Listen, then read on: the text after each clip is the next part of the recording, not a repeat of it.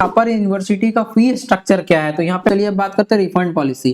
तो अगर आप 11 स्कॉलरशिप का बात करें, अगर merit scholarship this is Amit और आप देख रहे हैं एडमिशन एकेडमी। यहाँ पे हम बात करेंगे थापर यूनिवर्सिटी का फी स्ट्रक्चर क्या है। तो यहाँ पे हम डिटेल बताने वाले हैं। तो 23,000 जो है उसका एडमिशन फी वन टाइम है। इसके बाद आप CSE रिलेटेड ब्रांच में जाते हैं तो 2,38,000 फर्स्ट ईयर का है।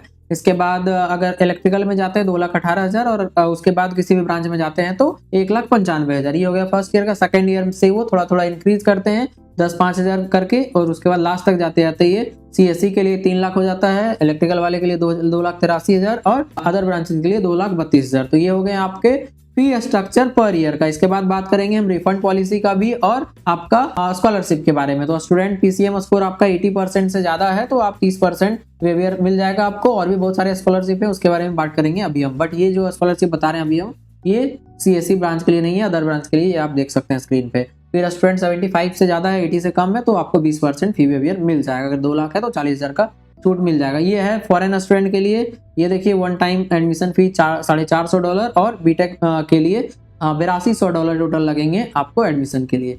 तो ये हो गया आपका फी के बारे में। अब बात करते हैं हॉस्टल फी के बारे में। तो हॉस्टल में single non AC, single AC, shared bathroom, not shared bathroom, that is private also there. So everything is mentioned here, you can check और इसको आप अच्छे से देख सकते हैं।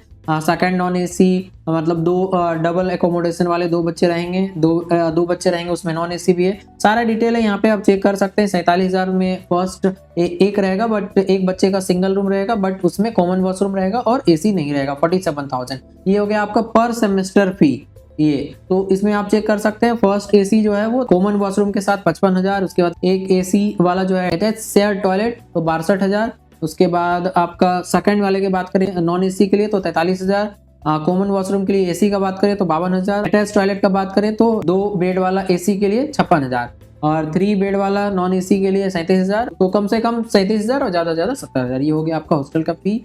तो इसके बाद अगर आप बात करें कि अदर कैंपस का, वो जो भी बताए हम वो था पटियाला कैंपस का। इसके बाद देरा बसाई कैंपस के लिए बात करें तो यहाँ पे डबल सीटर के लिए 37,000 जो कि नॉन AC है। AC वाला के लिए 49,000 जो कि सबसे हाईएस्ट है और सबसे कम है AC का 34,000 और उससे भी कम है 26,500 नॉन AC के लिए 3 सीटर में। ये हो गया आपका पर सेमेस्टर फी। इसके बाद अगर मेस का फी का बात करें खाने का तो 21,500 पटियाला कैंपस, 22,300 सेमेस्टर फी। ये हो जाता है करंट ईयर का, हर साल थोड़ा बहुत इंक्रीज होता है depending on the cost of the food.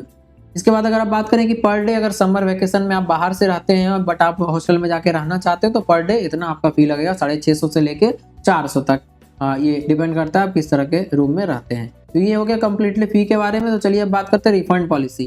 तो अगर आप 11 सितंबर से पहले ये इस साल का हो रहा है 2023-24 के लिए, ये हर साल के लिए एप्लीकेबल होता है तो रिफंड आपको हो जाता है। इतना आप कंफर्म रहिए। आप जो भी सीट लेते हैं बाद में अगर आपको नहीं चाहिए, क्योंकि बहुत सारे बच्चे को अलग सीट मिल जाता है IIT में एडमिशन या अदर कॉलेज में, तो वो रिफंड ले लेते हैं। तो रिफंड आपको फुल मिल जाएगा 11 सितंबर से पहले। इस साल का हर एक साल वो 2-3 महीने का समय देते हैं। अगर 11 सितंबर के बाद जाते हैं तो आपको कोई भी फी नहीं वापस होगा। इसी तरह से मेस फी में भी है। अगर आप 4 वीक के अंदर जाते हैं क्लास स्टार्ट के बाद तो 80% मिल जाएगा आपको हॉस्टल और मेस फी पे। इसके बाद अगर 4 से 8 वीक में जाते हैं 60,000, 8 से 12 वीक में जाते हैं 40,000 और 12 वीक के बाद जाएंगे तो कोई भी पैसा वापस आपको नहीं दिया जाएगा।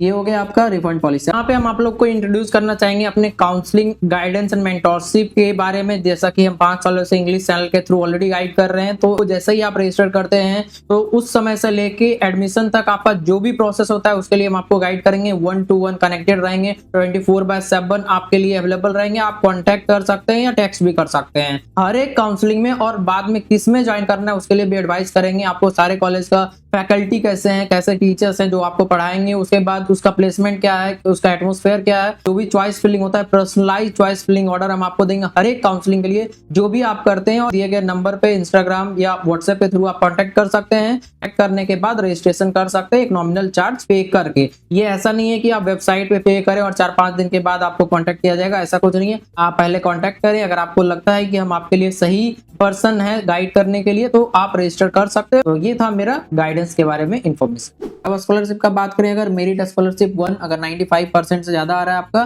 तो इस तरह के जो बच्चे हैं टॉप 5 स्टूडेंट, जो कि JEE मेंस के रैंक पे डिसाइड होता है टॉप 50 स्टूडेंट, तो वो होता है ऐसा नहीं कि 50 जो इंडिया में टॉप के उनको, वो होता है जो थापर में एडमिशन लिए हैं उनका 95% से ज्यादा है क्लास 12 में। और उनका जो रैंक है वो सब बच्चे में, अगर किसी का 10,000 रैंक है, किसी का 10,500, 10,600, इस तरह से वो कैलकुलेट करेंगे स्टार्टिंग से। और 50 स्टूडेंट को वो ट्यूशन फी वेवियर प्लस खाने रहने सबका फ्री में आपको हो जाएगा। 8.5 CGPA आपको हर साल लाने पड़ेंगे सेमेस्टर एग्जाम में, तभी आपको वो कंटिन्यू करेंगे नेक्स्ट ईयर से। सेकंड वाला जो है उसमें 90% से है, सेम क्राइटेरिया है, इसमें 60 स्टूडेंट को दिया जाएगा और आपको ट्यूशन फीस सिर्फ वेव होगा, आपका फूडिंग लॉजिंग नहीं होगा उसमें। इसके बाद मेरिट स्कॉलरशिप 3 जो है 85% चाहिए, इसमें आपको ट्यूशन फी का आधा, जैसे 2 लाख अगर फी है तो आपको 1 लाख ही पर सेमेस्टर देना पड़ेगा। ठीक है, 240 स्टूडेंट को लगता है, इसमें आपको 8 CGPA स्कोर करना पड़ेगा हर साल। इसके बाद मेरिट स्कॉलरशिप 4A के बारे में बात करें तो इसमें टॉप स्टूडेंट ऑफ ब्रांच, मतलब पूरा आपका अपने ईयर में अगर टॉप कर गए किसी भी ब्रांच से हो तो आपको एक स्टूडेंट को ट्यूशन फी प्लस आने रहने सारा का फ्री हो जाएगा।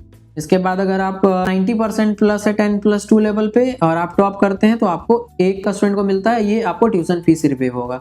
इसके बाद अगर आप बात करें मेरिट स्कॉलरशिप 4C के बारे में तो 3 स्टूडेंट को मिलेगा। First 10% of the admitted student in biotechnology and biomedical के बारे में बात हो रही है, इसमें ट्यूशन फी का हाफ आपका वेव हो जाएगा। उसके बाद फिर मेरिट स्कॉलरशिप 6A के बारे में बात करें, ये लेटरल एंट्री के लिए है, तो आप जो भी है लेटरल के लिए है और पोस्ट ग्रेजुएट के लिए है।